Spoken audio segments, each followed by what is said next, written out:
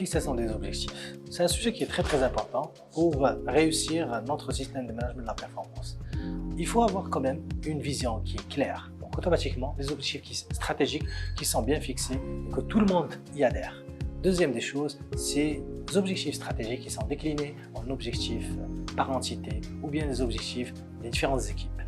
Ces objectifs des différentes équipes, ils sont aussi déclinés en objectifs individuels pour que chacun des collaborateurs contribue à la performance de son équipe et bien évidemment, chaque équipe contribue à la performance globale de l'entreprise. Ce circuit-là, il doit être bien ficelé.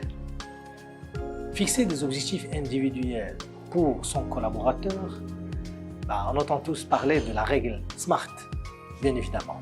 Chaque objectif doit être SMART. SMART, ça veut dire quoi? Ça veut dire spécifique, mesurable, atteignable, réaliste et aussi dans le temps. Ce sont des indicateurs qui sont importants et qui peuvent vraiment rendre un objectif qui est compris et clair pour chaque collaborateur. Pour rendre un peu la chose plus concrète, il faut que ces objectifs viennent du collaborateur.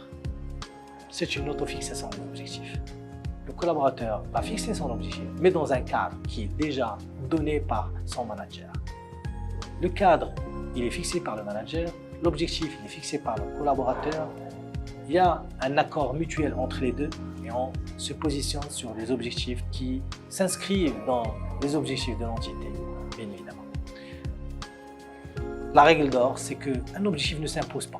Il faut, pour sceller un peu le contrat, il faut vraiment s'assurer que le collaborateur a bien compris ce qu'on veut de lui, a bien compris nos attentes. Et donc du coup, avoir un indicateur qui peut mesurer cet objectif d'une façon très objective, quelle que soit la nature de l'objectif.